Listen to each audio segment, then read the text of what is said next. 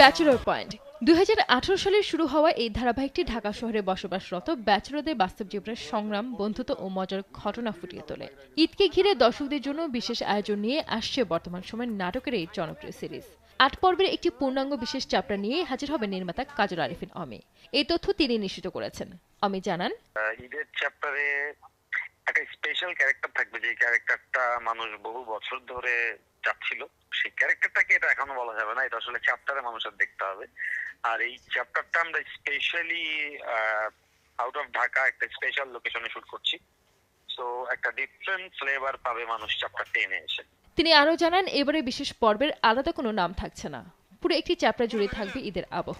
পরিকল্পনা অনুযায়ী ঈদের দিনই এটি মুক্তি পাবে। এতে অভিনয় করবেন নাটকটির নিয়মিত শিল্পীরা। এছাড়া এতে যুক্ত হবে নতুন এক মুখ, যাকে দেখার জন্য মুখিয়ে আছেন দর্শকরা। আন্নার ডিরেক্টর, আন্নার রাইটার, আন্নার যেটা বলবেন এইটাই হইব ভাইয়া। আমি তো সবকিছু আসলে আমি চাইলেই হবে না। ব্যস্ততা প্রসঙ্গে অমি বলেন, বর্তমানে তার পুরো সময় জুড়ে রয়েছে ব্যাচেলর পয়েন্ট। সিরিজটি কাজ শেষ না হওয়া পর্যন্ত অন্য কোনো প্রজেক্টে হাত দিচ্ছে না তিনি। আমি আসলে ব্যাচেলর পয়েন্ট ছাড়া আপাতত আর কিছু করছি না। গত 10 মাস যাবত, অলমোস্ট 11 মাস যাবত আমি শুধু ব্যাচেলর পয়েন্টই বানাচ্ছি। ব্যাচেলর পয়েন্ট শেষ করে দেন সিনেমা বানাবো, দ্যাটস ইট।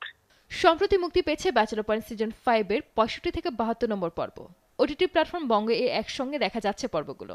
পাশাপাশি ইউটিউবে প্রতি বৃহস্পতি ও শুক্রবার প্রচারিত হচ্ছে সিরিজটি। পারমিশন ছাড়া কেউ যদি যায়, আমি তার গুজ্জধার মাইরা দিমু কয়ে গেলাম। কাজল আরিফিন অমির পরিচালনা ও চিত্রনাট্যে নিয়মিত এই সিজনে অভিনয় করছেন মার্জুক রাসেল, জিয়াউল হক পলাশ, চাষি আলম ও তৌসিফ মাহবুব সহ আরো অনেকে। নতুন করে যুক্ত হয়েছেন অভিনেত্রী অর্চিতা স্পর্শিয়া। এবারও দর্শক দেখে মজা পাইবে।